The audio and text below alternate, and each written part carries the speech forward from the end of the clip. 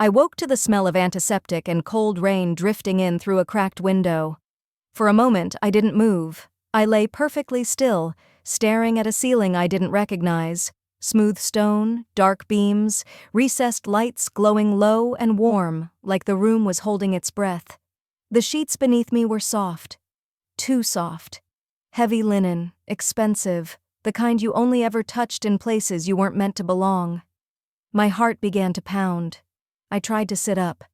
Pain rippled through my shoulders, sharp enough to make me gasp, and memory rushed back all at once, too fast, too loud.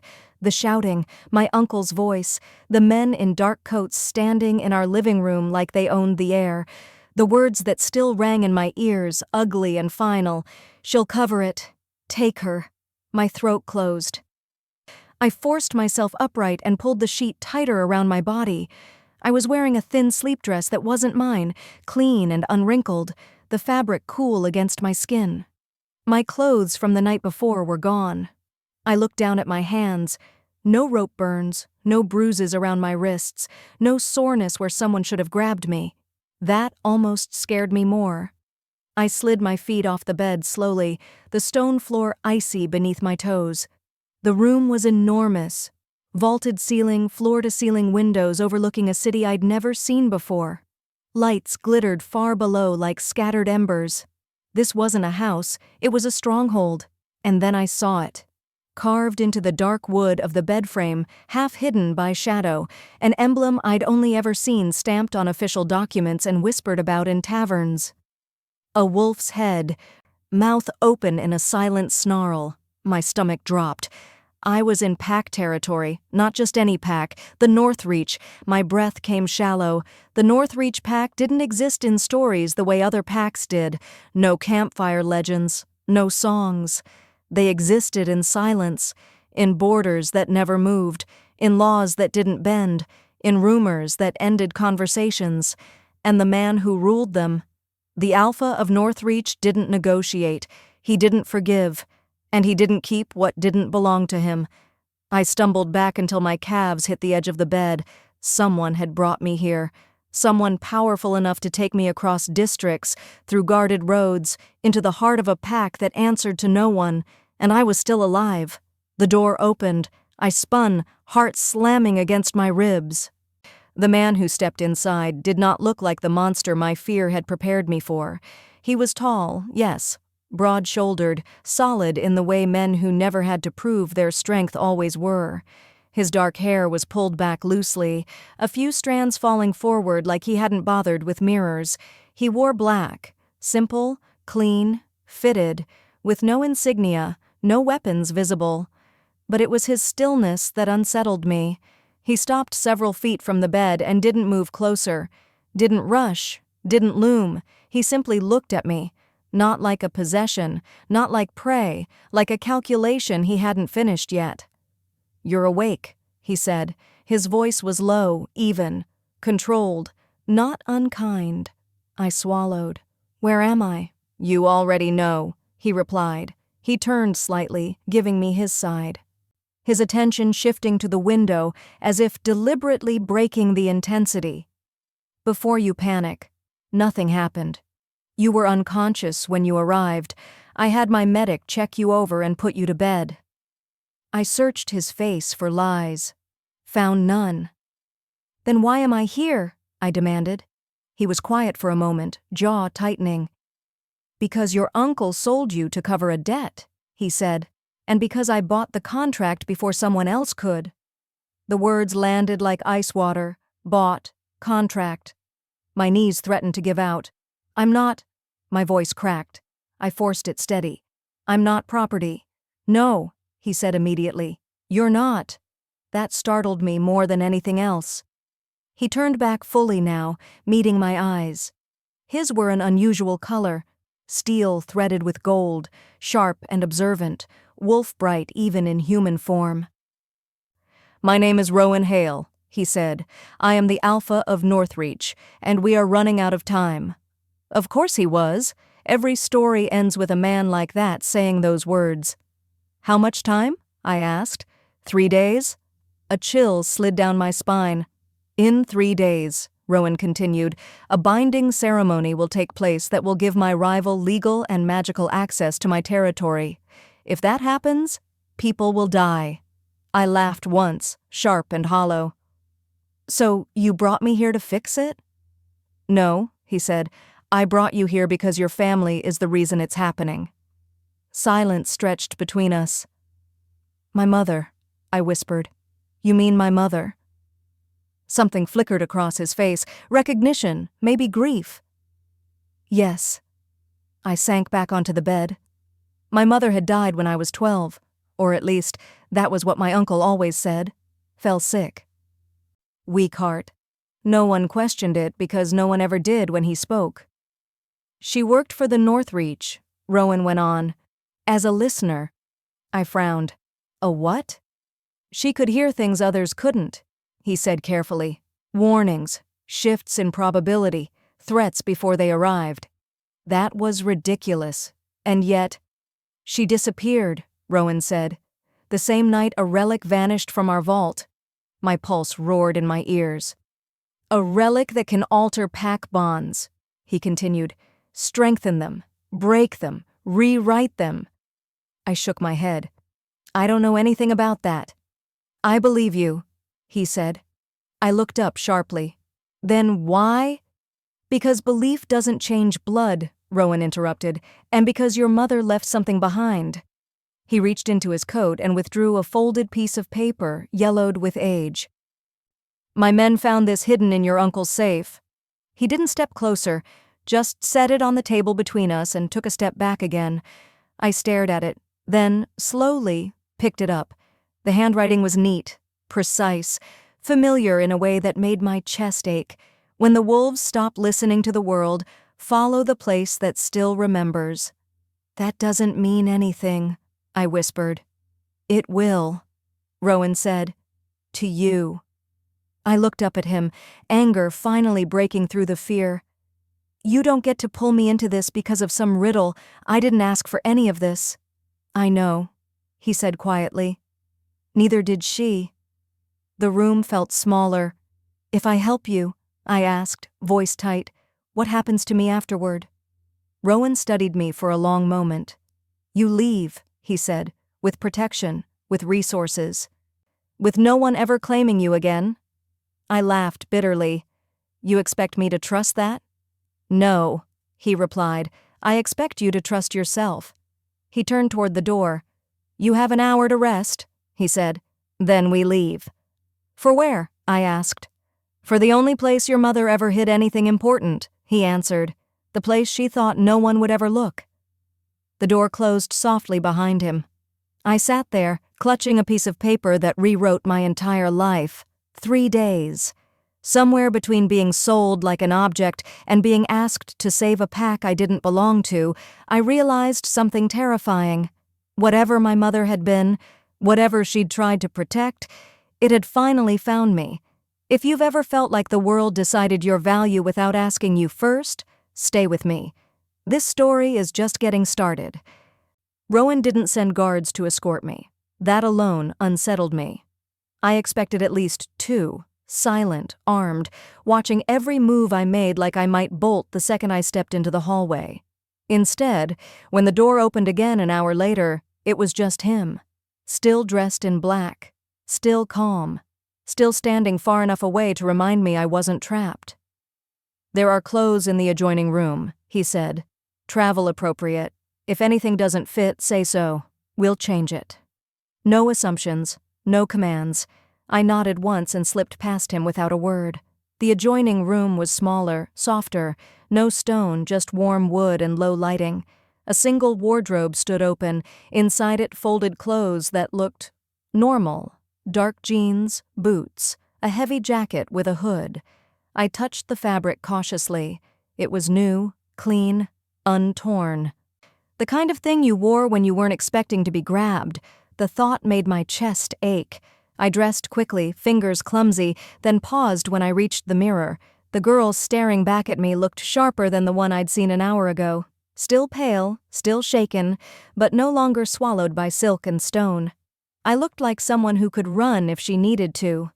When I stepped back into the main room, Rowan was waiting by the window, hands clasped behind his back, gaze fixed on the city below. "You didn't have to bring me clothes," I said. "I did," he replied. I hesitated. "Why?" He turned slightly. "Because you're not here to be displayed." That answer followed me all the way out of the room. The underground garage beneath the stronghold was cavernous, lined with vehicles that gleamed under low lights, black, armored, anonymous. Rowan led me to a single SUV parked apart from the rest. "No convoy?" I asked. "Too noticeable," he said, "and unnecessary." I eyed him. "You're really doing this alone?"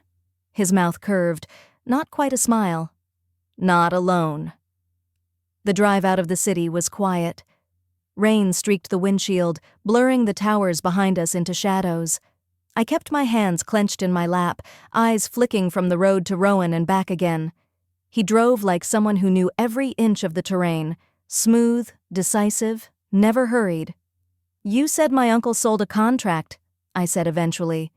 "What does that even mean?" "In pack law," Rowan explained, "debts can be transferred. So can obligations. He sold his responsibility for you to a third party." I swallowed. "And you bought it?" "Yes. Why not just tear it up?" "Because then it still exists," he said. "And someone else would come looking." I stared out the window. "So I was safer with you?" "Yes." The word was simple. Final. I hated that it made sense. "Where are we going?" I asked. "South," Rowan said, "toward the old floodplain." My stomach tightened. "Why there?" He glanced at me briefly. "Because your mother spent a lot of time near water." I laughed under my breath. "She hated the river." "She hated being seen," he corrected. We drove for another hour before the city gave way to industrial sprawl, warehouses, empty lots, rusted fencing. Then, gradually, even that thinned, replaced by open land and long dark stretches of road lit only by the headlights. The farther we went, the more I felt it. A pressure at the base of my skull. Not pain. Not exactly. Awareness. I shifted in my seat. "Do you feel that?" Rowan's grip on the wheel tightened. "Yes." "What is it?" "Pack boundaries," he said. "We're crossing out of mine." The pressure eased almost immediately. I exhaled slowly. "That's unsettling." He huffed softly. "You get used to it." "I don't want to," I muttered. That earned me a glance, sharp and curious. "Why not?" "Because getting used to things like that is how people stop noticing when something's wrong." He was quiet for a long moment. Then, quietly, "That's a dangerous way to think." "Only if you're the one benefiting from people not paying attention," I said. Something in the air shifted. Rowan didn't argue. We reached my old district just before dawn. The sky was a dull gray, clouds heavy and low. The streets were empty at that hour, shops shuttered, windows dark. Rowan parked a block away from my uncle's building. "Why not closer?" I asked. "Because I don't want him to hear us coming." I frowned. "Hear us?" Rowan turned off the engine. "Your uncle is not human," he said. I stared at him. "What?" "He's not a wolf either," Rowan continued. "But he has sensitivities." My pulse spiked. "You didn't mention that before." "I didn't know if it mattered," he said. "Until now." I climbed out of the car on shaky legs. The building loomed ahead, brick crumbling, windows patched with mismatched glass. I'd lived there most of my life, convinced it was the only place I'd ever belong. Seeing it now, from the outside, I felt nothing but exhaustion. "He boarded up the basement," I said suddenly. Rowan paused. "When?" "After my mother died," I replied.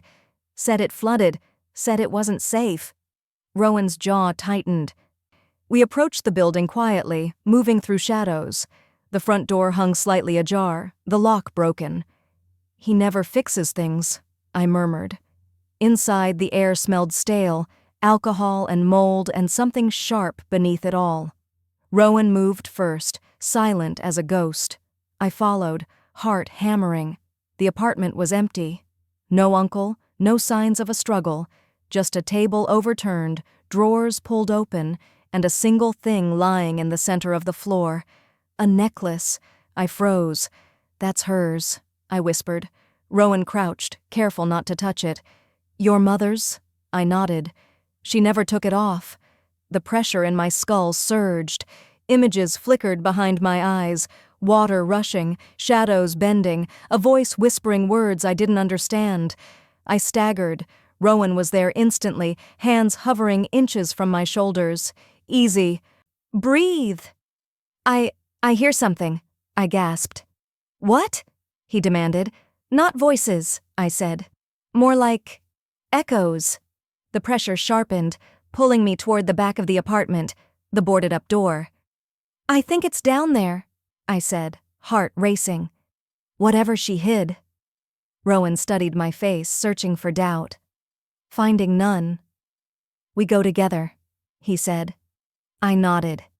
He pried the boards loose with surprising ease, revealing a narrow stairwell descending into darkness.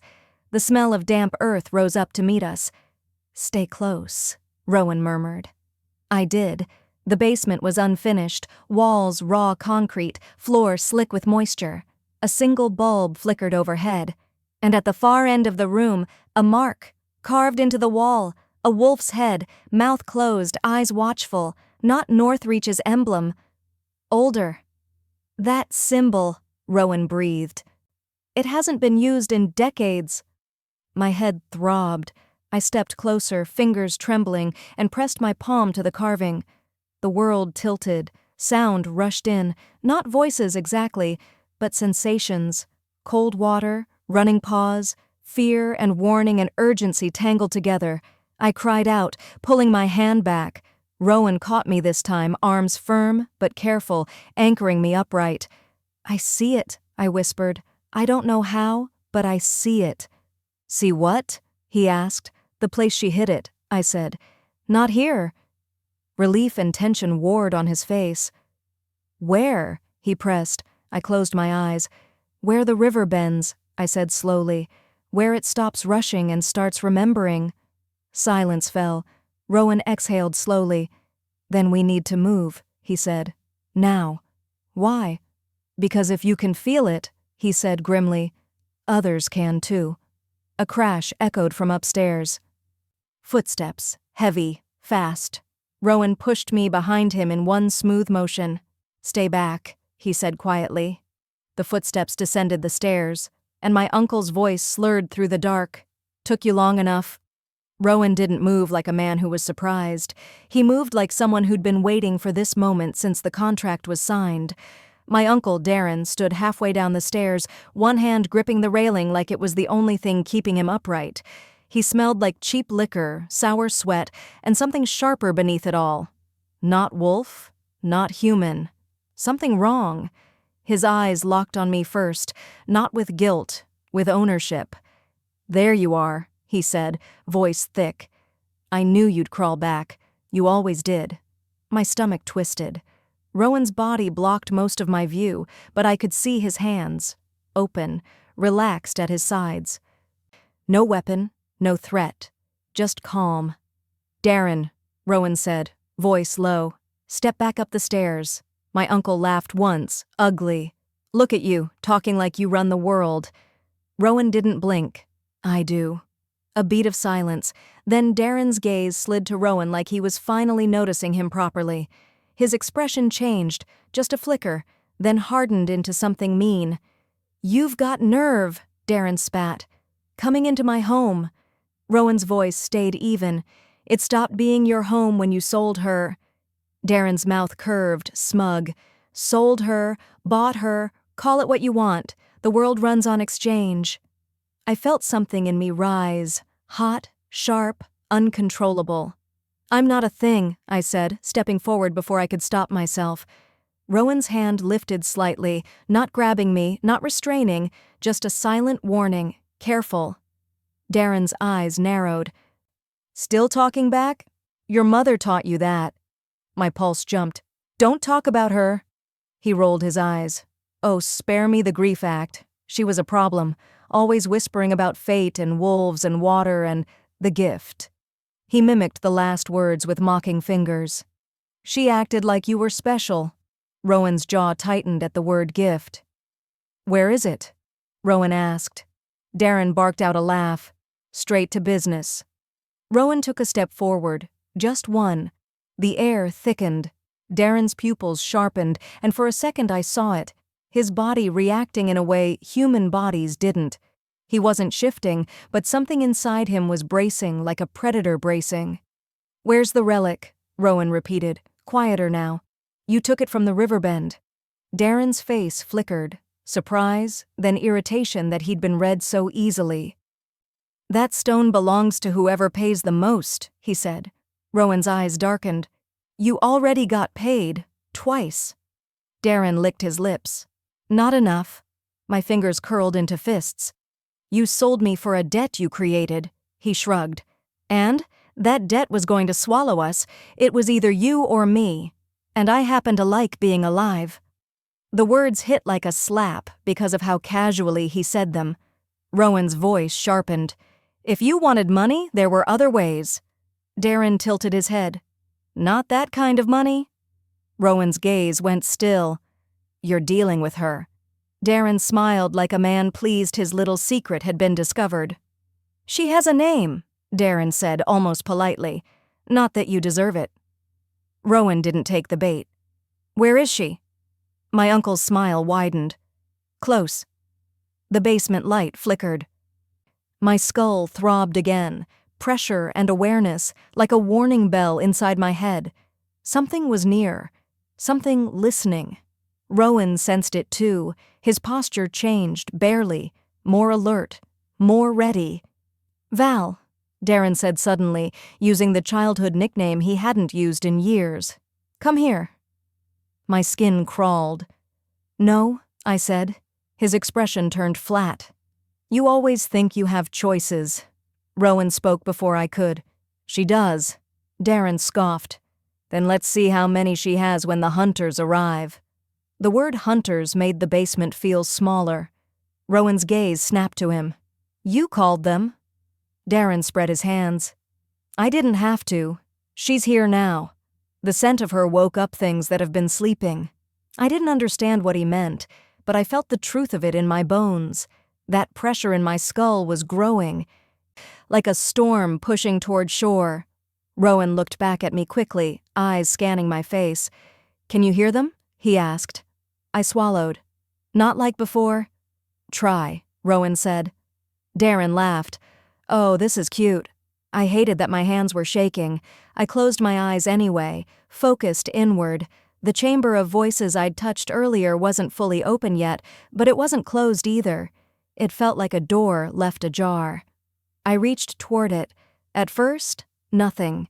Then a ripple of sensation, wet earth, running water, a deep old presence watching from the tree line. Not words, feelings, pack, territory, warning. My eyes snapped open. They're outside, I whispered. Not wolves, not just wolves. Rowan's gaze lifted toward the ceiling as if he could see through concrete. How many? He asked. More than 3, I said shakily. Maybe 6, 7? And one that feels... I faltered. Bigger? Rowan offered. I nodded. Yes. Darren's grin widened. She's learning. Rowan stepped closer to Darren, voice turning dangerous. You used her as bait. Darren shrugged. I used what I had. Rowan's hand moved so fast I barely saw it. He grabbed my uncle by the collar and slammed him against the wall with a sharp crack that rattled the bulb overhead. Darren gasped, feet scraping the concrete. Rowan didn't squeeze his throat. He didn't punch him. He just held him there with terrifying control. This is your last chance, Rowan said, voice low and lethal. Where is the moon relic? Darren coughed out a laugh through strained breath. You think you can threaten me? I've lived with monsters longer than you've been king. Rowan's eyes flashed, amber turning darker for a split second. Then he leaned close. You've never lived with one like me. My uncle's smile faltered. Rowan's voice remained steady. Answer. Darren swallowed, eyes flicking sideways. It's not in the house. Rowan didn't move. Where? Darren's mouth opened, then shut as if he were measuring risk. Outside, something thudded against the building. A heavy footstep. Not on the stairs. Around the foundation. Rowan's head angled slightly. "The hunters are here," Darren whispered, suddenly less smug. "They don't care about your crown, they care about the gift." My stomach dropped. Rowan's gaze snapped to me again, and for the first time I saw it in his expression. Fear. Not for himself. For me. Rowan released Darren so abruptly my uncle stumbled, catching himself on the wall. Rowan moved to me, gripping my shoulders with both hands, firm, steady, anchoring. "Listen," he said. "We don't have time. If they take you, I won't be able to pull you back." My throat went dry. "Who are they?" Rowan's jaw tightened. "A faction that never accepted peace. They trade people like currency. They collect rare gifts." Darren coughed. "Tell her the truth." Rowan didn't look at him. "Not now." But Darren wasn't done.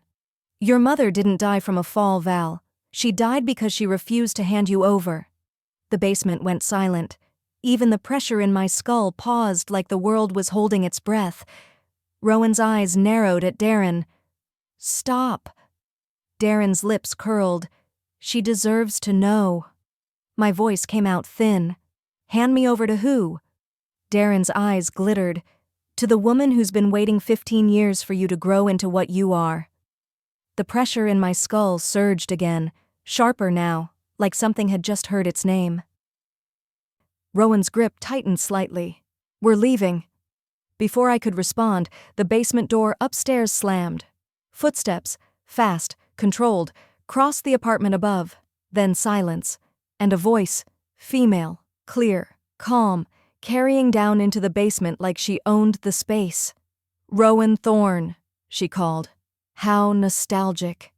I went cold. Rowan's entire body went still, like a blade being drawn. Darren backed toward the stairs quickly, suddenly eager to be out of the way. Rowan kept his eyes on the ceiling, voice tight. "You shouldn't be here." The woman laughed softly. "And yet, I am." A pause. Then, "Bring her up. I don't want to drag her through a basement like a sack." My stomach flipped at the way she said her, like I wasn't in the room. Rowan's face turned slightly toward me. "Whatever happens," he murmured, "you stay behind me." The pressure in my skull pulsed, and for the first time I realized it wasn't just warning. It was anger. Rowan moved first, guiding me toward the stairs. I followed, legs weak but refusing to fold. When we stepped into the apartment above, the early dawn light made everything look crueler. Broken furniture, ripped drawers, the emptiness of a place that had never been safe. And in the center of the room stood a woman dressed like she belonged in a different world. Black coat, hair pinned back, pale eyes that didn't soften when they landed on me.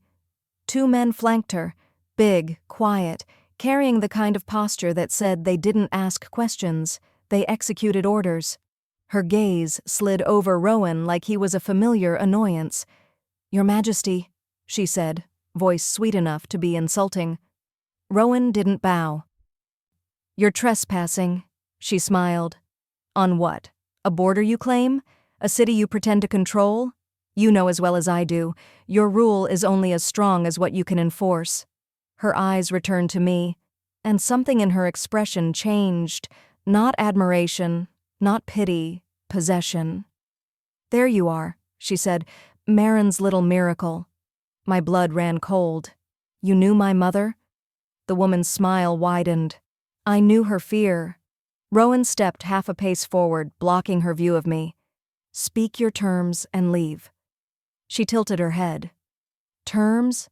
I'm not negotiating with you." Rowan's voice deepened. "You came here because you don't have the relic." The woman's eyes narrowed briefly, then smoothed. "I don't need it," she said. "Not if I have the speaker." My skin prickled. Rowan's jaw clenched. "She's not a tool." The woman's smile turned almost bored. "Everything is a tool, even kings." One of her men shifted slightly, as if readying for a move. Rowan noticed. His gaze sharpened. "You're outnumbered," she said to Rowan. Rowan's voice stayed calm. Only if you think numbers matter. The woman's eyes flashed, then she sighed like she was tired of the dance. Fine, she said. Here's my offer. Give her to me now and I'll let you walk back to your castle with your pride intact. Refuse and I'll take her anyway, and I won't be gentle. My stomach lurched. Rowan didn't flinch. No. The word landed like a door slamming. The woman's expression hardened. Careful. Rowan's voice didn't rise. You're not taking her. She stared at him for a long moment, then looked at me again, speaking directly as if Rowan wasn't there. Do you know what you are? She asked. I swallowed. No. She smiled. You're rare, a speaker, a bridge between human minds and wolf minds. You can call them, control them. Rowan's voice cut in. She doesn't control, she connects. The woman's eyes flicked to Rowan, annoyed. Semantics. Then back to me. Your mother hid you because she didn't want you to be used, she said. How noble, how foolish. I felt my throat tighten. She died because of you? The woman's smile didn't move. Your mother died because she chose a losing side. Rowan's whole body tensed like he was about to explode, but he didn't. He stayed still, controlled. And that restraint terrified me more than any violence would have, because it meant he was holding back something huge. The woman stepped closer, slow, confident. I can make your life mean something, she said. I can give you power, purpose, safety. I wanted to laugh, but nothing came out. Safety? I whispered. You came with armed men, she shrugged. Protection requires force. Rowan's voice was low. Back away. The woman raised a brow. Or what? Rowan's eyes flicked to mine. Just for a moment. And something passed between us. A silent question. A silent promise. Then Rowan moved. He crossed the space so fast my brain didn't catch up until the woman's bodyguards were already on the ground. Not dead. Not broken. Just pinned in pain and shock, breath punched out, arms twisted into positions that forced surrender. The woman staggered back, eyes widening. Rowan, she started. Rowan stopped inches from her, voice quiet and deadly. You're in my territory, he said. You threatened my bound guest. You spoke of my dead like you owned their story. His gaze didn't blink. You get one chance to walk away. The woman's lips parted. Then she smiled. A slow, pleased smile like she'd been waiting to see that side of him. There you are, she murmured. The real king. Rowan's hands clenched at his sides. I felt it then, something rolling off him, a pressure in the room, a dominance that didn't need shouting. The woman's eyes slid to me again. You think he's protecting you, she said softly. But he needs you, just like I do. Rowan's head snapped toward her. Enough. But she kept going, voice gentle like poison. He's desperate, she said. 3 days. A bond ceremony. A treaty. War at his borders. You're not his miracle girl. You're his solution. My stomach dropped. Rowan's face didn't deny it fast enough, and that hesitation, just that breath of delay, hurt more than it should have. The woman watched me absorb it, satisfied. Then she spoke, clear and cruel. Ask him what happens when the relic breaks a bond. Rowan's shoulders tightened. My voice came out unsteady. Rowan. He didn't answer immediately. He looked at me like choosing the truth was its own kind of violence. Then, quietly, it needs an anchor. The air in my lungs stalled. An anchor? Rowan's jaw flexed. A replacement connection strong enough to override the first. I heard the words, but my body understood before my mind did. A replacement bond, I whispered. Rowan didn't look away. Yes. The woman's smile widened. And what a convenient replacement you are. My hands shook. Rowan's voice turned rough. I didn't bring her for that. The woman laughed softly. You brought her because fate handed you a key and you were too desperate to refuse. Rowan's eyes flashed. Leave. The woman lifted her hands in mock surrender. Fine, she said. I'll go. For now. She stepped back toward the door, eyes still on me. But listen carefully, Marin's daughter, she said. You have one real choice in this story. Her gaze sharpened. Choose who uses you.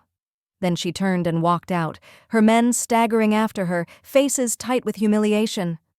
The door shut. Silence crashed into the room. I stood there shaking, throat burning, mind spinning. Rowan didn't move toward me. He didn't touch me. He just stood a few feet away like he was giving me space to breathe, to decide, to hate him if I wanted. Finally, I spoke, voice small but sharp. So she was right. Rowan's eyes darkened. About what? You need me, I said. The stone doesn't just break a bond. It replaces it. Rowan's mouth tightened. Yes. The truth felt like a cold slap. And you didn't tell me, I whispered. Rowan's voice cracked at the edges. Barely. I was going to. When? I demanded, anger rising. After I'd already done it? After you'd already tied me to you? Rowan took a slow breath, like he was keeping something inside him from spilling out. I didn't know you'd agree to help me at all, he said. I didn't know if you'd run, if you'd break, if I'd what? I snapped. If I'd matter enough to be told the truth? That landed. Rowan's gaze narrowed, pained. No, he said quietly. If you'd survive the weight of it? My throat tightened. I wanted to scream. I wanted to run. But my body felt glued in place because the pressure in my skull returned. Soft now, not warning. Something else. A tug. Like the wolves in the trees were listening, waiting for what I'd do. Rowan's voice dropped lower. We can still walk away from this. I can hide you. I can send you somewhere far. I laughed once, bitter. And you'll marry her? Start a war? Rowan didn't answer, which was an answer. I swallowed hard. So it's still a trap. Rowan's gaze held mine. It doesn't have to be. I stared at him, seeing the truth in layers. He was desperate. He did need me, but he also had just risked everything to stop them from taking me. He had fought without killing, controlled without cruelty, and when the woman tried to make me feel like dirt, he didn't deny my value. He demanded respect. My breath shook. Where is the stone now? I asked.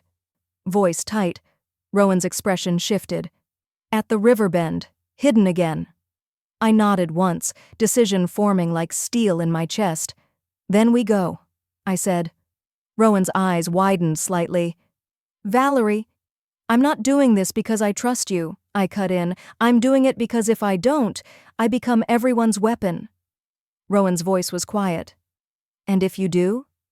I met his gaze, heart pounding. Then I get to choose what I become. Rowan stared at me for a long beat, then he nodded, once, like he understood. Okay, he said. We go. If you're still watching, type, she deserves a choice in the comments, because this is the moment everything changes. Rowan didn't take my hand as we left the apartment, but he walked close enough that I felt the heat of him beside me.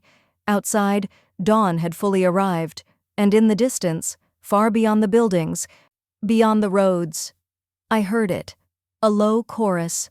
Wolves, not howling for the moon, howling like they were gathering. Rowan turned his head slightly, listening. They're moving, he said. My stomach tightened. The hunters? Rowan's jaw clenched. All of them. He looked at me. Once we touch that relic again, he said, there's no going back. I stared ahead at the road, at the gray sky, at the life I used to think was my only option.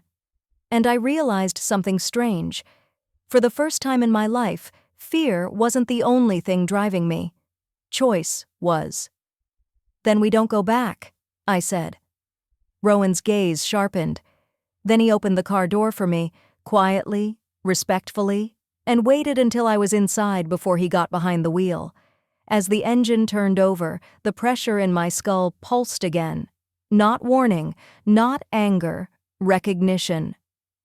As if the wolves had heard my decision and approved. We didn't speak as we drove. The city fell away behind us, replaced by open land and long stretches of road that felt older than maps. The sky stayed gray, heavy with the promise of rain. Every mile we put between ourselves and the apartment made my chest tighten, not with fear of being followed, but with the certainty that something was already moving toward us. Rowan drove faster than before. Not reckless, intentional. The pressure in my skull pulsed in time with the engine, a low rhythm that made it hard to think about anything except forward. "How far?" I asked. 20 minutes, Rowan said. "If we're lucky?" "And if we're not?" He didn't answer. The silence told me enough. The road narrowed, then ended in a dirt track that cut through tall grass and scrub. Rowan parked beneath a stand of old trees, engine idling for a moment before he shut it off. The air here felt different, heavier, charged. I stepped out and immediately staggered, a wave of sensation crashing into me. Cold water, damp stone, roots twisting deep into earth, memory layered on memory like sediment. Rowan was at my side instantly, steadying my elbow. "Easy," he murmured. I nodded, swallowing hard. "It's strong here." "Yes," he said quietly. "This place remembers." We walked the rest of the way. The river came into view slowly, curving wide and slow, water pooling dark and still beneath overhanging branches. Willow trees lined the bank, their leaves brushing the surface like fingers tracing a scar. I stopped without meaning to. "This is it," I said. Rowan scanned the tree line, every muscle alert. "You're sure?" I closed my eyes. The pressure in my skull softened, guiding rather than pushing. "Yes." We moved closer, boots sinking slightly into damp earth. The river smelled clean and old, carrying whispers that weren't quite sound. Rowan knelt near the water, palm hovering inches above the surface. "I can smell it," he said, "but it's faint." I stepped past him, heart hammering, and waded in. The water was colder than I expected, biting through the fabric of my jeans. I sucked in a breath and forced myself to keep moving. Rowan was behind me immediately. "You don't have to do this." "I do," I said. "It won't respond to you." The river deepened quickly, water climbing to my waist, then my ribs. The current slowed here, thick and heavy like it was holding its breath. I reached the willow. Its roots twisted into the water, thick and gnarled, forming a natural cage beneath the surface. My hands shook as I gripped the bark. "Listen," Rowan said softly. "If anything feels wrong, it will," I said. "That doesn't mean I stop." I took a breath and went under.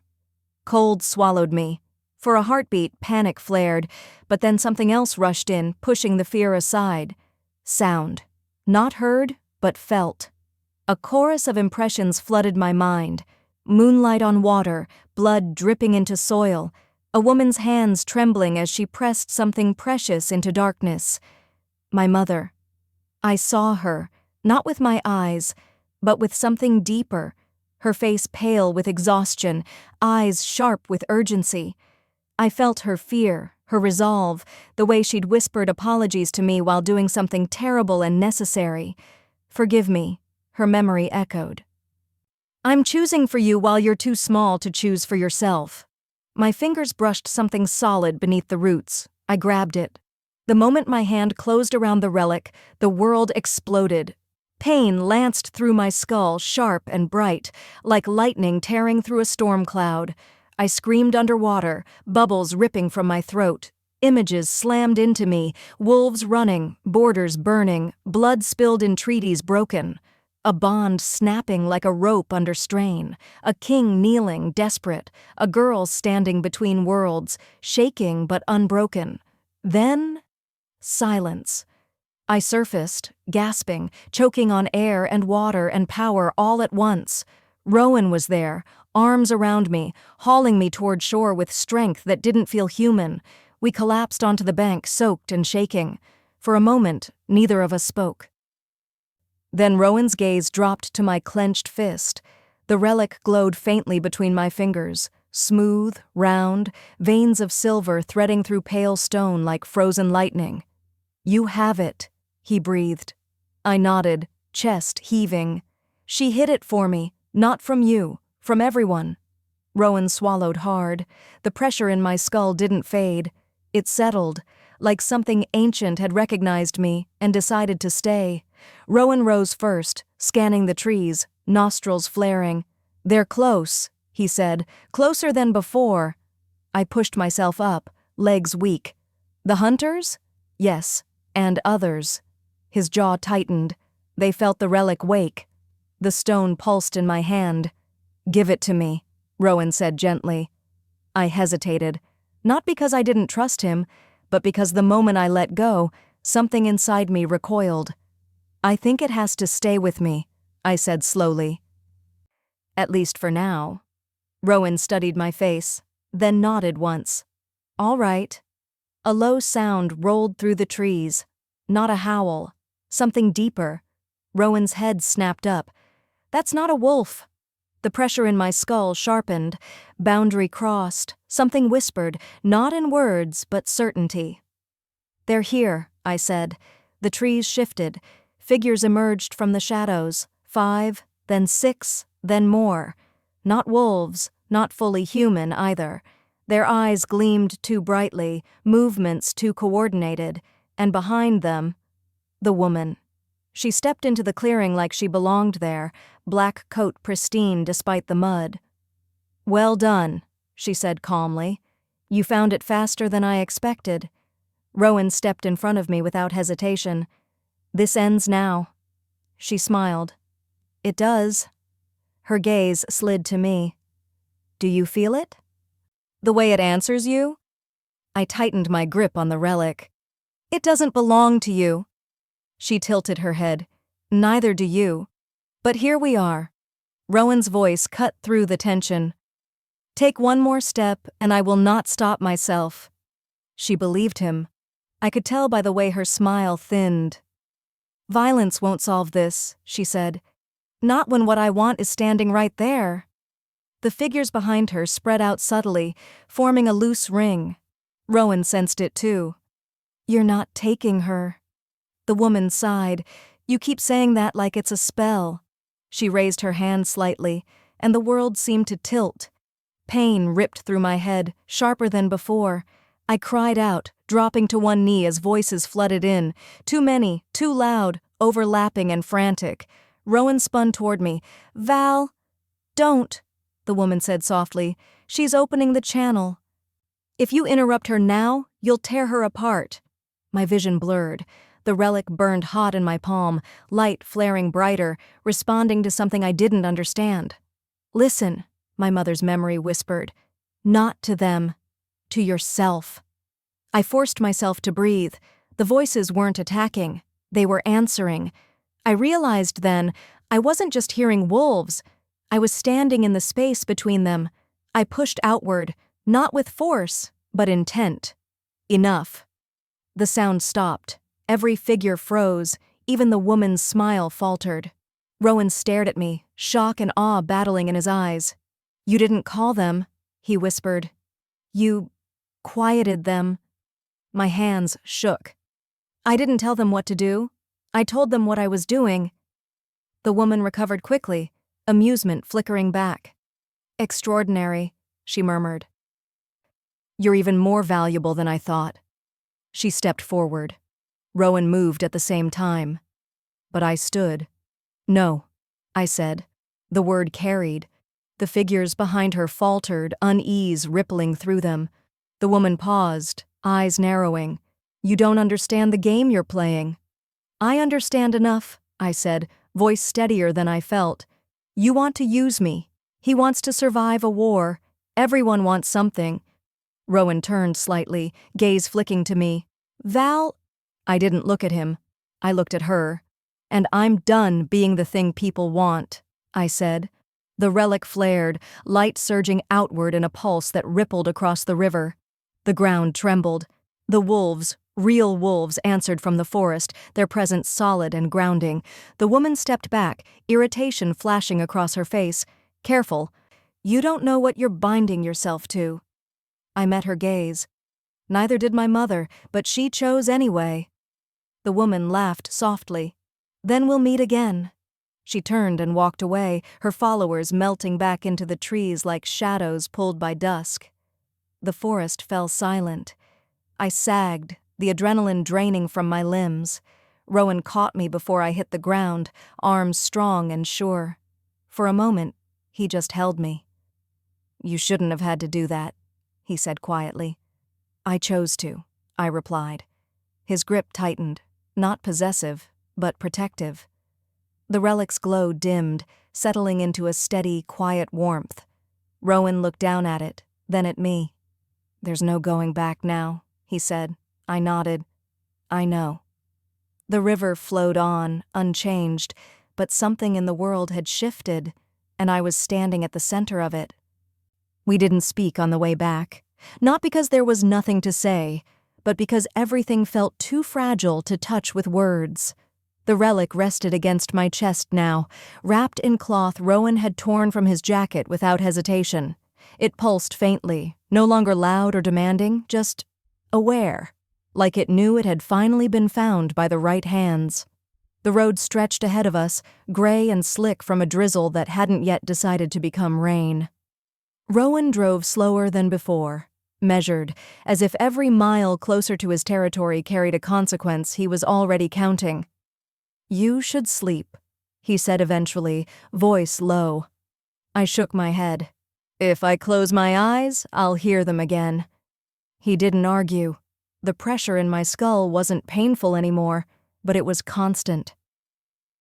Like standing in a crowded room where everyone was whispering just out of reach. When the towers of his city came into view, my stomach tightened. I hadn't realized how much the forest had grounded me until the concrete returned. Something about this place, his place, felt louder, sharper, more watched. The boundary pressed against me as we crossed it, a familiar heaviness settling over my shoulders. Rowan noticed immediately. "Does it hurt?" he asked. "No," I said slowly. "It's just aware of me." He exhaled through his nose. "It will take time. Boundaries respond to power they don't recognize." I stared out the window. "That makes me sound like a threat." Rowan's voice was quiet. "It makes you sound like someone important." The car disappeared into the underground garage, the doors sealing shut behind us with a heavy thud, too final. We stepped out into cool, concrete air. The city above felt distant, unaware of how close it had come to burning. Rowan turned to me. "You don't have to come inside," he said. "I can arrange separate quarters, somewhere quieter."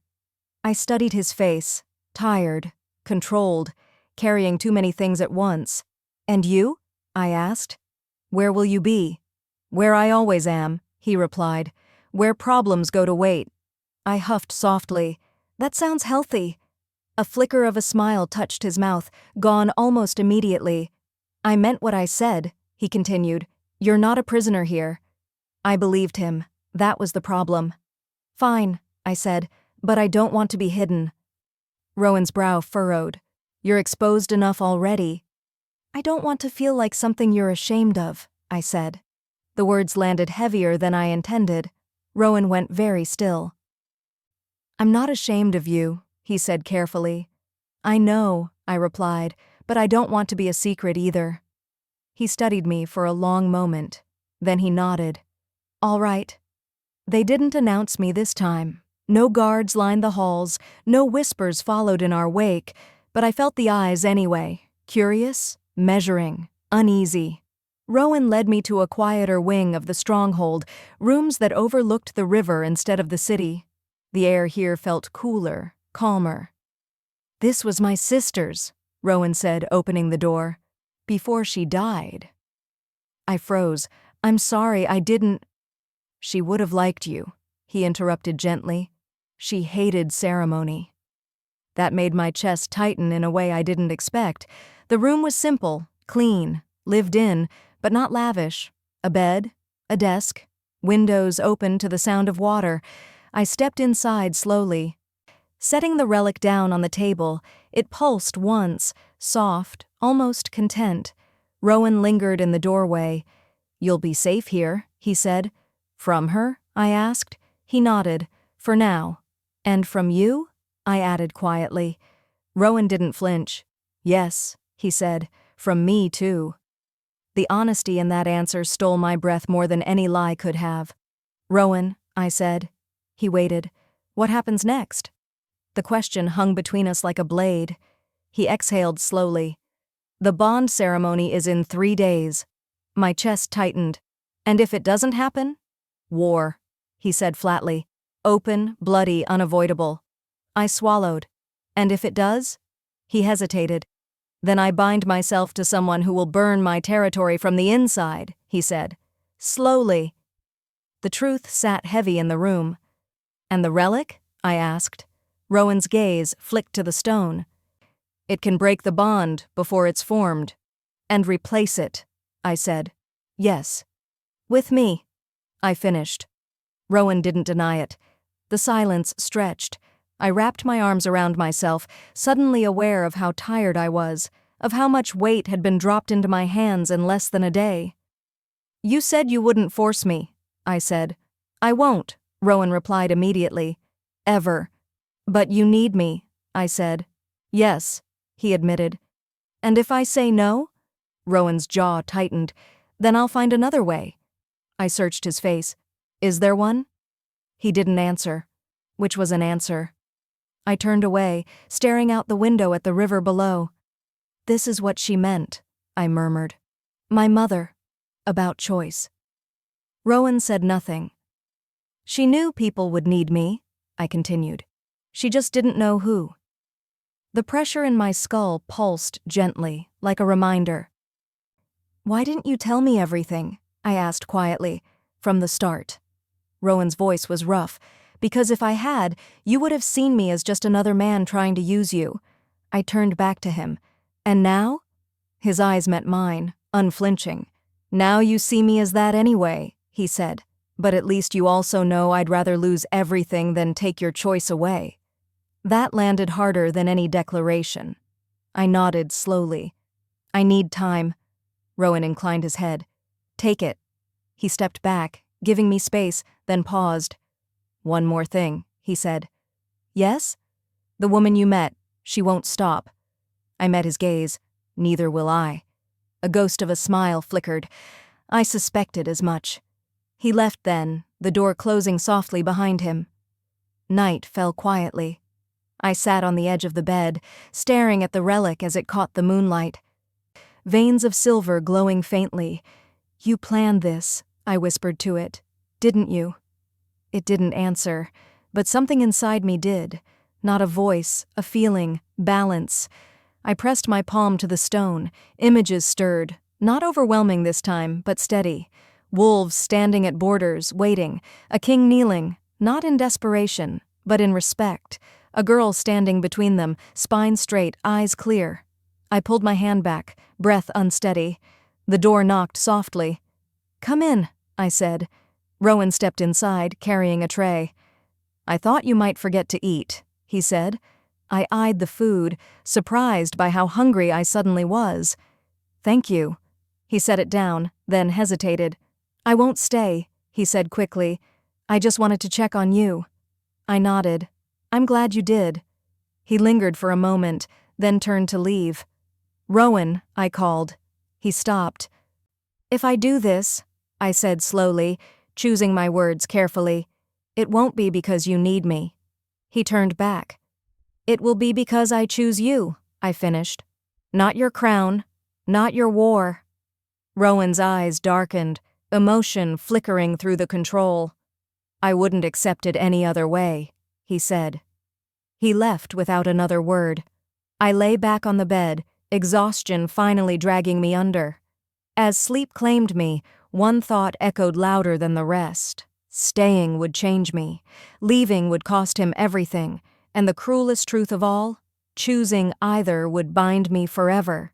If you've stayed this far, you're part of her journey now. Don't leave her alone at the turning point. The city woke before I did. Not with noise, but with attention. I felt it before I heard it, a tightening in the air, a subtle pull at the base of my skull. The sensation of eyes turning in the same direction at once. I opened my eyes to pale morning light spilling across the room and knew, with a certainty that didn't belong to logic, that something had shifted while I slept. I sat up. The relic on the table pulsed once, soft, steady, like a heartbeat keeping time. A knock came at the door, firmer this time. "Valerie," Rowan's voice called. "Are you awake?" "Yes," I said, already swinging my legs over the bed. He entered a moment later, jaw tight, coat already on. He looked like a man who hadn't slept at all. "They're here," he said. My stomach dropped. "The hunters?" "No," he replied. "Worse." He stepped aside, and the corridor beyond the room was full. Not guards, at least not only guards, advisors, envoys, faces I didn't recognize, all dressed in the careful neutrality of people who wanted to appear calm while smelling blood in the water. And at the far end of the hall, a woman in white. She stood perfectly still, hands folded, posture immaculate, as if the stone walls themselves had shaped themselves around her. Pale hair braided with silver thread, eyes cool and assessing. She met my gaze and smiled. "That," Rowan said quietly, "is my intended." The word hit harder than I expected. I straightened instinctively, lifting my chin, refusing to shrink. "She arrived early," Rowan continued, "with half the council." "Of course she did." "Do they know about me?" I asked. Rowan hesitated for half a second too long. "They know something," he said. "Not everything." The pressure in my skull stirred, uneasy. "I don't want to be hidden," I reminded him. "I know," Rowan said.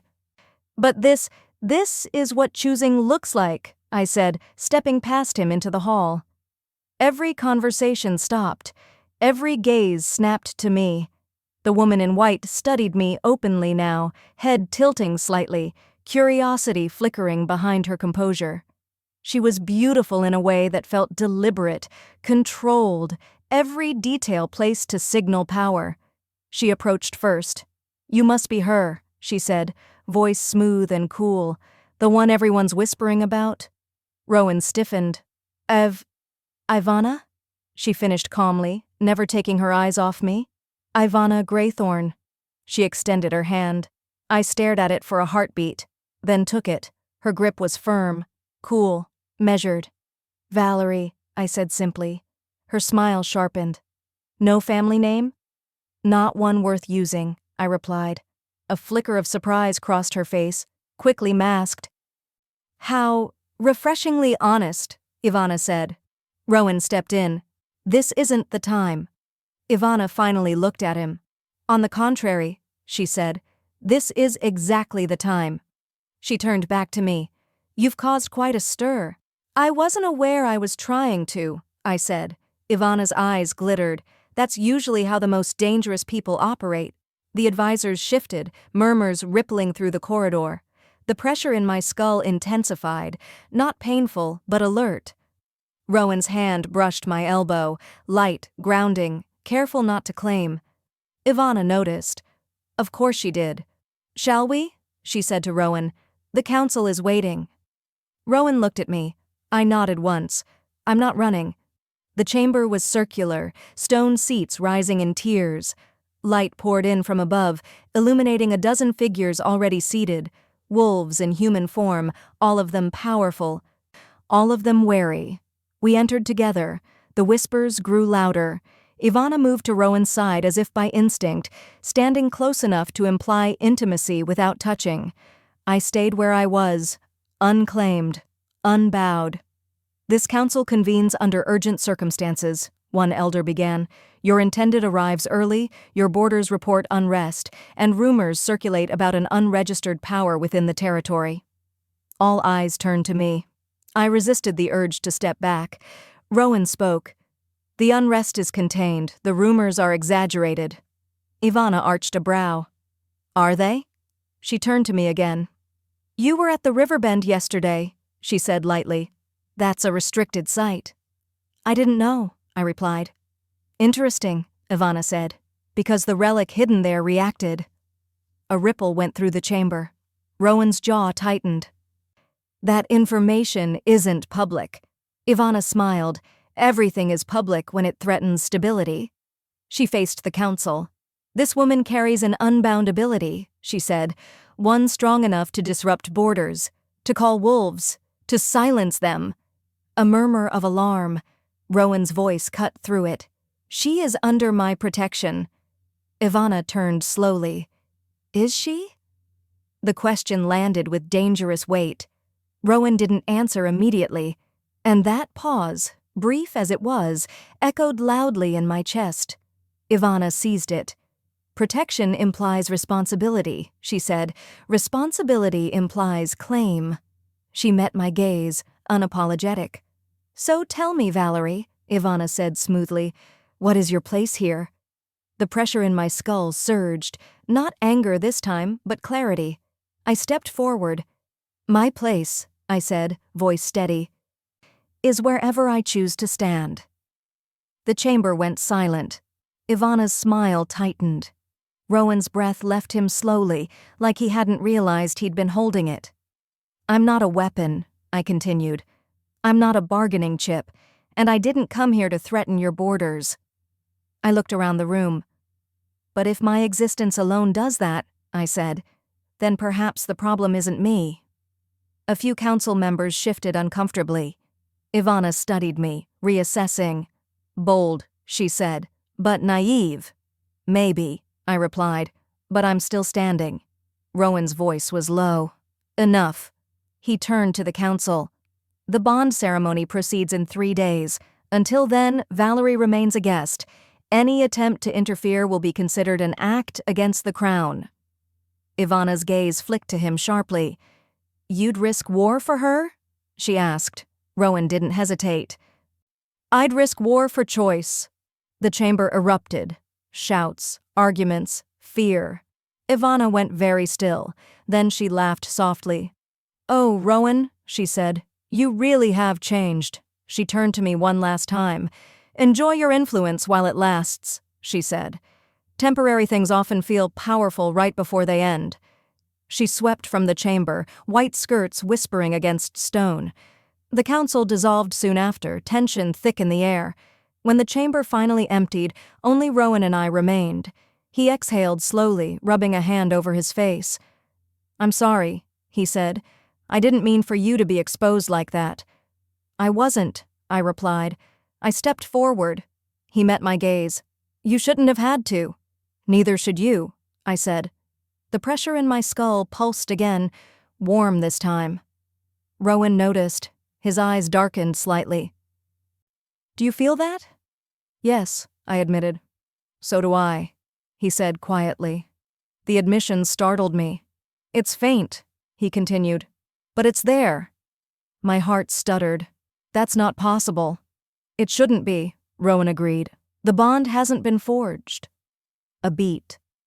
But something is forming, he finished. The air between us felt charged, intimate in a way that had nothing to do with touch. Rowan, I whispered. He stepped back abruptly, breaking the moment. This can't happen like this, he said, voice strained. Not without your consent, not under pressure. I nodded, grateful and aching all at once. I need space, I said. Yes, he agreed immediately. Of course. He turned to leave, then paused. For what it's worth, he said without looking at me. You didn't embarrass me in there. A ghost of a smile touched my lips. Good. He left. I stood alone in the vast chamber, heart pounding, the relic warm against my skin. Outside, the city buzzed with speculation. Inside, something ancient and patient waited. And I realized the truth with quiet, terrifying certainty. The bond wasn't waiting for a ceremony. It was waiting for me. If you feel the tension building, stay. The next part forces a choice no one is ready for. Ivana didn't summon me. She didn't need to. I felt her intention the way a storm announces itself, pressure building, air tightening, the sense that something inevitable was approaching whether I wanted it or not. I was in the river wing, sitting on the floor with my back against the bed, relic resting between my palms. It pulsed faintly, warmer than before, responding to something beyond the walls. She's close, The sensation whispered. A knock came. Soft. Polite. Dangerous. I rose slowly, heart steady despite the tension humming beneath my skin. When I opened the door, Ivana Graythorne stood alone in the corridor. No guards, no witnesses. Her white gown had been exchanged for slate gray, simpler, sharper, designed to look unthreatening while communicating absolute control. "May I come in?" she asked. The question was a courtesy, not a request. "Yes," I said. She stepped inside, gaze flicking briefly to the relic before returning to my face. "You carry it like it's alive," she observed. "It is," I replied. A corner of her mouth lifted. "You're learning quickly." She moved toward the window, surveying the river below as if the room belonged to her. "You embarrassed several elders today," she said mildly. "They embarrass themselves," I replied. Ivana laughed softly. "I like you more when you're sharp." I didn't respond. She turned, studying me with open assessment now, no pretense of politeness. "You don't understand what you've stepped into," she said, "but you will." "Then explain," I said. She tilted her head. "Would you believe me?" "Yes," I said, "even if I don't agree." That surprised her. She exhaled slowly. "Rowan is not just a king. He is a fault line. Everything around him cracks eventually." I folded my arms. "You sound like someone who's been waiting for that." Her eyes flickered. "I sound like someone who learned from watching her father die." The admission landed heavier than I expected. "You think I wanted this marriage?" Ivana continued. "You think I wanted to bind myself to a man who would rather burn than bend?" I didn't answer. She stepped closer. "This was survival," Ivana said. "For my people, for my territory." "And using him is acceptable?" I asked. Her gaze hardened. "Using anyone is acceptable when extinction is the alternative." The relic warmed sharply in my hands, reacting to the tension. Ivana noticed. "You see?" she said softly. "It listens to you, responds to you." She leaned in just enough to make the air feel tight. "You could end this," Ivana said. "Walk away, let the ceremony proceed." "And then?" I asked. She smiled thinly. "Then you leave alive, free, with resources enough to disappear." "And Rowan?" I asked quietly. Ivana's eyes didn't waver. "Rowan becomes what he's always been, useful." The word hit like ice. I shook my head. "You don't know him." She laughed once. "I know him better than you ever could." Her gaze sharpened. "Do you know what he did 3 winters ago?" My stomach tightened. "No." "He starved an entire border pack," Ivana said calmly. "Cut off trade, closed roads, let them choose between submission and death." I stared at her. "Why?" "They were trafficking gifted children," Ivana replied, "selling them to the same hunters you met." The pressure in my skull flared. Truth, not manipulation. My breath caught. "He didn't hesitate," she continued. "He didn't negotiate. He decided." She studied my reaction carefully. "Does that sound like the gentle man who held you by the river?" she asked. I swallowed. "It sounds like a king." Ivana smiled. "Exactly." She stepped back. "You're romanticizing restraint," she said. "But restraint is not mercy. It's control." The relic pulsed again, uneasy. "Why tell me this?" I asked. Ivana's gaze slid back to the window. "Because I want you to understand what loving him costs." The words landed deep. "If you stay," Ivana said, "you will be used. By him, by the council, by the wolves who already feel you pulling at them." "And if I leave?" I asked. She met my eyes again. "Then I will take my place," Ivana said, "and he will survive." I exhaled slowly. "And you?" Her smile was sharp. "I always survive." The relic flared brighter suddenly, heat surging through my palms. Ivana stiffened. "What did you do?" "Nothing," I said honestly. The air vibrated. The relic responded. Without being touched, it lifted slightly from my hands, light spilling outward in a low wave that rippled through the room. Ivana stepped back, eyes wide for the first time. "That's not possible," she breathed. Neither of us spoke as the relic settled again, dimming. The silence rang. Ivana recovered first. "You see now," she said softly. "You don't need him. You're already becoming something else." I shook my head. "You're wrong." Her brow arched. "About what?" "This isn't power pulling me," I said. "It's connection." Ivana laughed, sharp, humorless. "That's what power tells you before it owns you." She moved toward the door, then paused. "One last thing," she said without turning. "Rowan didn't tell you everything." My heart clenched. "About what?" "The bond," Ivana replied. "It doesn't just replace another." She glanced back, eyes cold. "It reveals truth." The door closed behind her. Rowan found me an hour later. I was standing by the window, relic cool now, city lights flickering to life below. "You shouldn't have met her alone," he said quietly. "I needed to," I replied. He studied my face. "What did she say?" I turned to him. "She told me about the border pack." His shoulders stiffened. "And?" he asked. "And she told me why," I said. He exhaled slowly. "Then you know."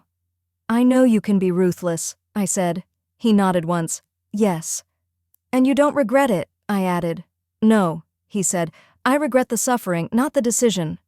I watched him closely. "If you had to choose again?" "I would," Rowan said. "Every time." The honesty burned.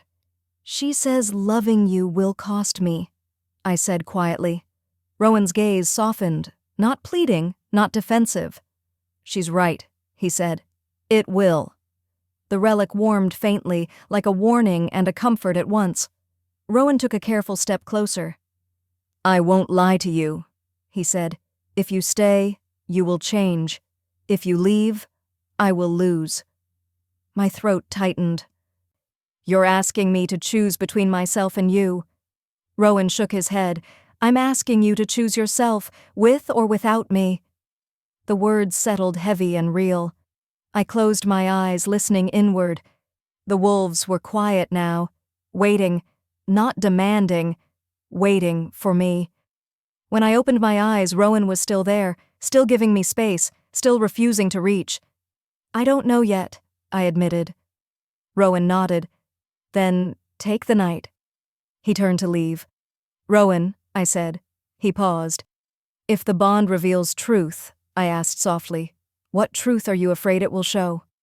Rowan didn't turn around. "That I don't know how to be loved without preparing for loss," he said. Then he was gone. "If you've ever stood between safety and truth, stay." The next part breaks something open. Night came down hard. Not gently, not quietly. It fell like a verdict. The city below the stronghold glittered, too bright, too alive, while something inside me pulled in the opposite direction, toward shadow and water and the kind of silence that remembered names. I packed without ceremony. No keepsakes, no notes, no dramatic pauses, just clothes, boots, the jacket Rowan had given me, and the relic wrapped tight against my ribs. I didn't want to leave him a choice, because if he saw me hesitate, he would offer to burn the world down so I wouldn't have to, and I didn't trust myself to say no. The corridor outside my room was empty, quiet in the way that meant guards had been moved, not dismissed. The council would be convening soon. Final preparations, last assurances, the machinery of fate grinding forward. 3 days, the pressure in my skull reminded me. I slipped into the stairwell and descended. The farther I went, the lighter my chest felt. Not relief, resolve. The exit doors loomed ahead, heavy steel, secured by systems I didn't understand. I pressed my palm to the panel, unsure what I expected. It opened. I froze. The relic warmed sharply, then settled. "It will let you leave," something inside me said, "because leaving is a choice, too."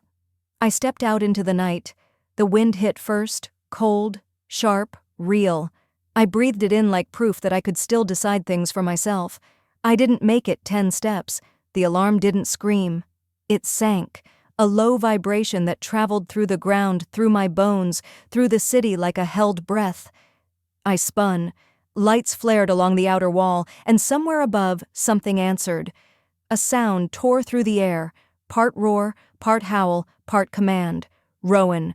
I ran, not away from him. Toward the river. The relic pulsed harder now, heat spreading across my chest. The pressure in my skull sharpened, not panic, but warning. Too late. I skidded around a corner and nearly collided with a wall of armored bodies. Guards, different from Rowan's. No insignia I recognized. Their eyes were wrong.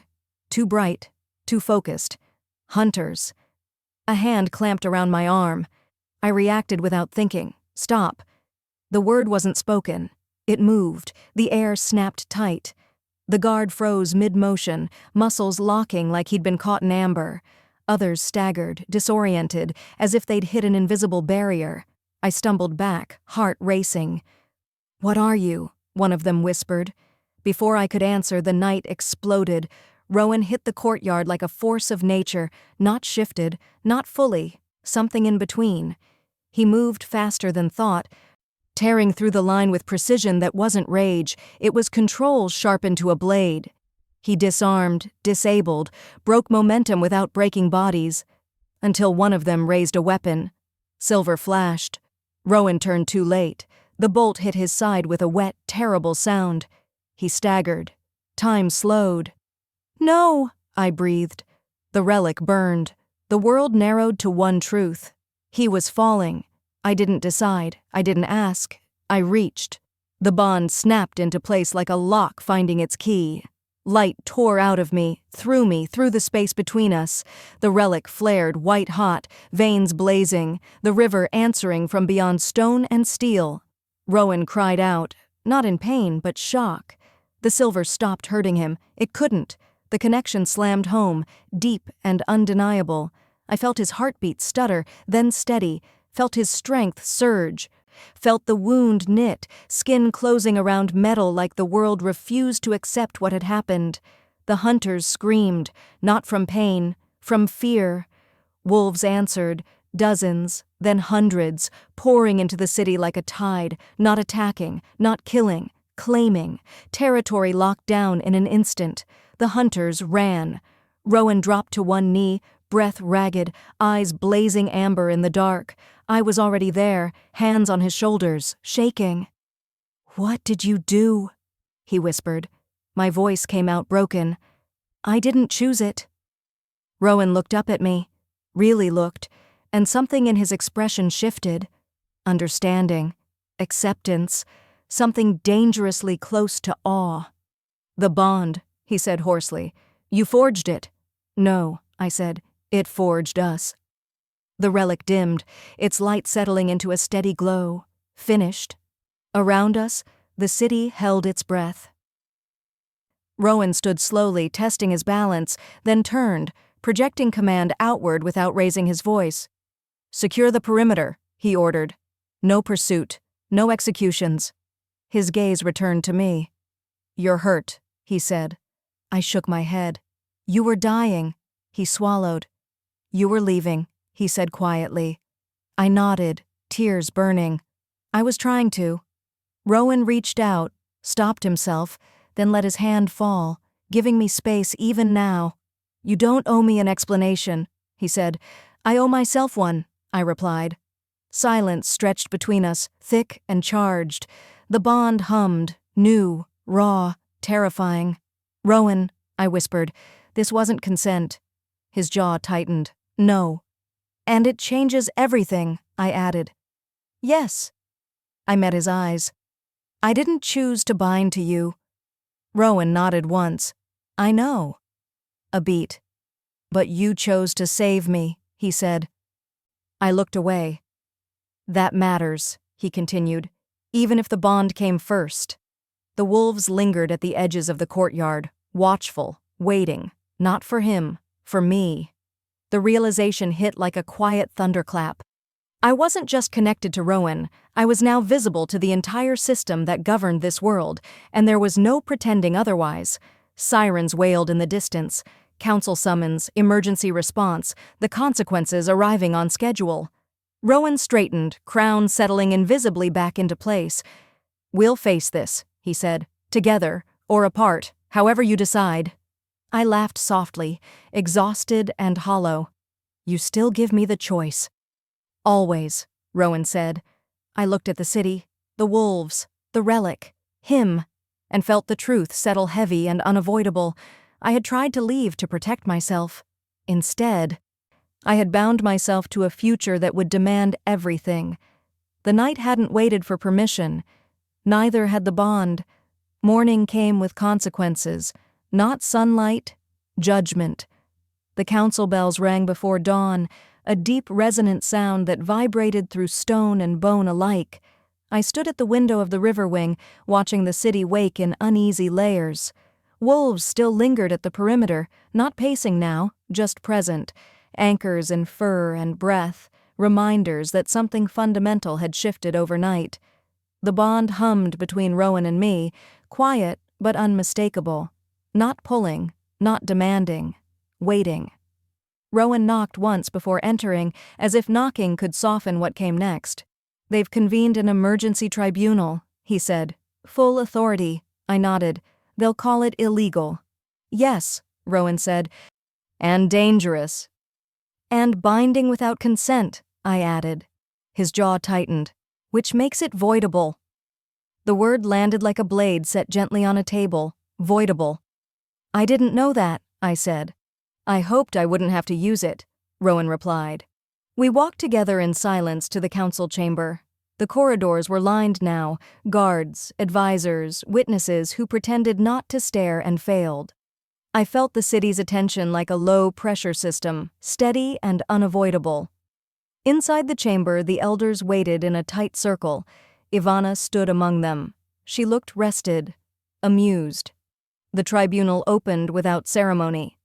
"This council recognizes an unregistered bond forged under duress," the presiding elder said. "By law, it may be severed immediately." The words echoed. Rowan stepped forward. "I request the right to perform the severance." A murmur rippled through the room. Ivana's eyes sharpened. "That would weaken you." Rowan didn't look at her. "It would protect her." The elder turned to me. "Valerie, daughter of Marin, do you contest the severance?" My throat tightened. The bond hummed softly, present, patient. "I want to understand the cost," I said. The elder nodded. "If severed now, the bond dissolves cleanly. The king loses access to the relic's stabilizing effect. His borders become vulnerable for a season." Ivana smiled faintly. "And me?" I asked. "You will be free," the elder said. "Unbound, unclaimed." The word free rang hollow and tempting all at once. Rowan's voice was steady. "I will accept the cost." Ivana finally spoke. "You would cripple your rule for a woman who tried to flee?" Rowan turned to her then, eyes cold. "I would prove my rule doesn't depend on owning anyone." The room stilled. The elder looked back to me. "The choice is yours." Silence pressed in from all sides. I closed my eyes. I felt the bond, not as chains, but as a living line of awareness. I felt Rowan's steadiness, his restraint, his fear of harming me more than losing power. I felt the wolves waiting at the edges of the city, trusting my judgment without asking for command. I opened my eyes. "Rowan," I said softly. He met my gaze, prepared for anything. "If you sever this bond," I asked, "what happens to you?" He didn't hesitate. "I will survive. I always do." That wasn't the answer. "What happens to who you are becoming?" I pressed. His breath caught. "That, I don't know." I turned to the council. "I won't have it severed," I said. Ivana's smile vanished. A wave of reaction surged through the chamber. Shock, relief, anger. The elder raised a hand. "You understand the implications?" "Yes," I said. "I also understand that freedom without responsibility is just another kind of escape." Rowan's eyes widened. "Val, I'm not choosing the bond because it exists," I continued. "I'm choosing what comes after." I faced Rowan fully now. "I won't stay if I become your shield," I said. Or your solution, or your excuse. His jaw tightened. And if you don't? Then I stay as your equal, I said. With terms. The chamber held its breath. Ivana scoffed. You're naive if you think you can negotiate power. I looked at her. I already am. I turned back to the elders.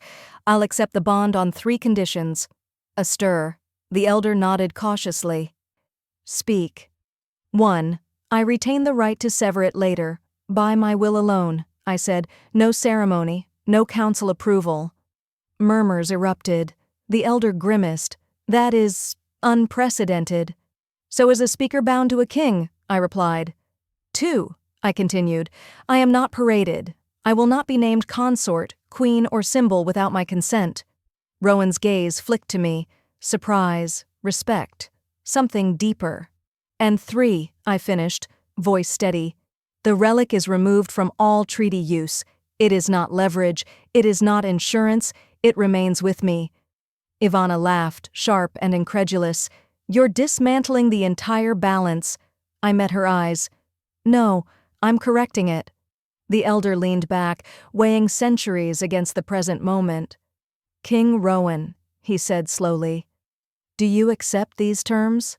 Rowan didn't even glance at Ivana. I do, he said. Without reservation. The chamber erupted, protests, arguments, fear spilling over. The elder struck the floor with his staff. Then it is recorded, he said. The bond stands. By mutual will. The terms are accepted. Ivana stared at me like she was seeing a new species. This isn't over, she said quietly. I nodded. I know. The city didn't cheer. It breathed. The wolves withdrew from the streets, returning to forests and borders with a sense of order restored. The hunters vanished like a bad dream, their routes closed, their networks disrupted. Rowan and I stood alone on the ramparts at dusk. You didn't have to do that, he said.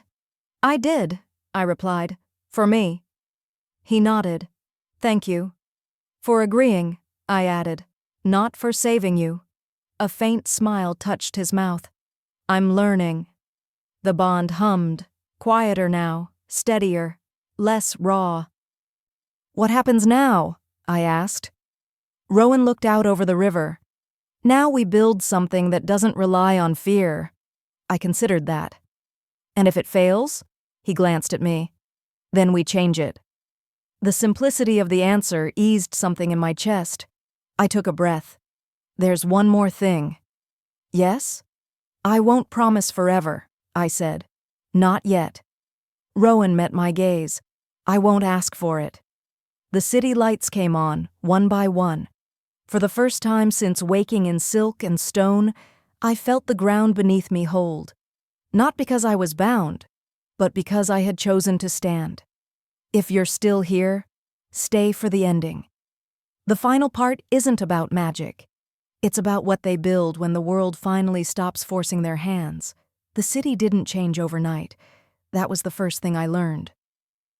There was no single sunrise where everything softened or aligned, no ceremony that sealed a happily ever after, the streets still filled with traitors at dawn, the council still argued, borders still needed watching, wolves still patrolled because that was what wolves did.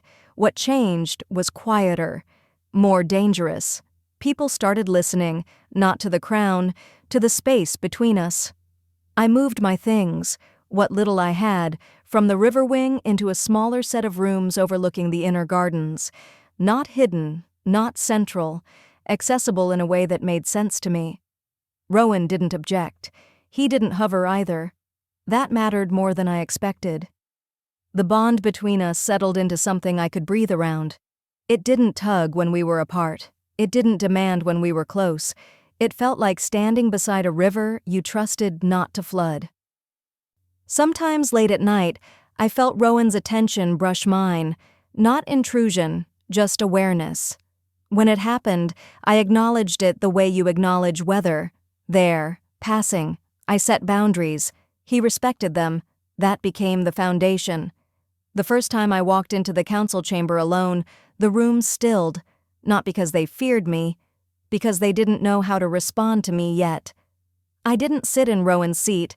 I didn't stand behind him either. I took a place at the edge of the circle and waited. "I'm not here to command," I said when they finally stopped whispering. "I'm here to translate." That confused them. Good. We talked about borders, not lines on maps, but pressure points, places where fear accumulated, where children disappeared, where trade routes hid darker paths beneath them. I didn't accuse. I listened. Then I spoke, carefully, about patterns, about the way wolves felt unrest before humans recorded it, about how silence in the forests usually meant someone was forcing quiet. The elders argued, they always did, but they started asking different questions, and that was enough. The first time Rowan lost his temper after the bond, it surprised us both. It wasn't explosive, it was sharp. A border lord had dismissed a report, minimized disappearances, suggested exaggeration. Rowan's voice went cold. "No," he said, "you don't get to decide what matters based on convenience." The room froze. Then I spoke. "Rowan," I said quietly. He stopped, not because I commanded, because he trusted me to interrupt. We talked later, in private. "I don't want to become what they expect," he admitted. "You won't," I said. "Not if you keep choosing how you hold power." He nodded slowly. "I don't know how to do this without control," he said. "Then learn restraint that isn't silence," I replied, "and strength that isn't punishment."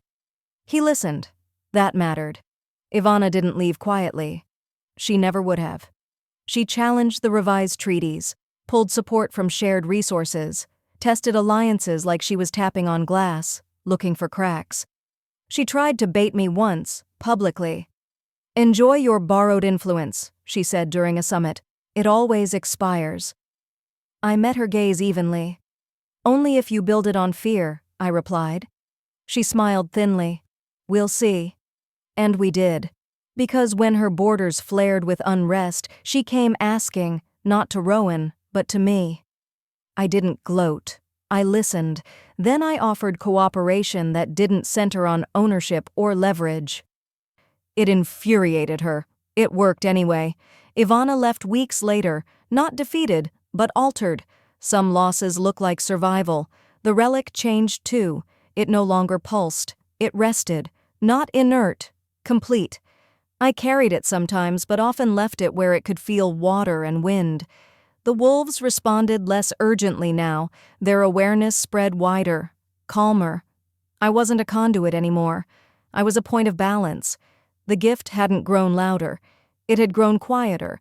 That was how I knew it was mine. It happened at dusk, weeks later, on the same rampart where the city lights first steadied after the tribunal. Rowan stood beside me, not touching. "I won't ask you to stay forever," he said. "Not now, maybe not ever." I nodded. "Good. But I want to ask something else," he continued. I turned to him. "Will you build this with me?" Rowan asked. "For as long as it makes sense to you?" No crown, no bond, no prophecy, just presence. I considered the city below, the forests beyond, the quiet hum of connection that no longer scared me. "Yes," I said. "I will." He exhaled. Relief, not triumph. "And if someday you choose differently?" he asked. "Then we adapt," I replied. "Or we let go without pretending it was a failure." Rowan smiled then, a real one. I never became queen. I never needed to. I became a translator between worlds that had been shouting past each other for too long. Rowan became a king who learned to pause. The council learned that power could be shared without being diluted. The wolves learned that someone was finally listening without trying to command. And I learned the hardest thing of all. Freedom isn't the absence of ties. It's choosing which ones you keep. Months later, when the river ran high and the moon reflected clean and whole in the water, Rowan found me sitting at the bank, boots off, toes in the current. "Still listening?" he asked. "Always," I replied. He sat beside me. We didn't speak. We didn't need to. The bond hummed, quiet, mutual, alive. Not a chain, not a crown. A choice that renewed itself every day. And for the first time in my life, I knew exactly where I belonged. Not because someone claimed me, but because I stayed. If this story stayed with you, share it. Some stories aren't meant to end, they're meant to be carried.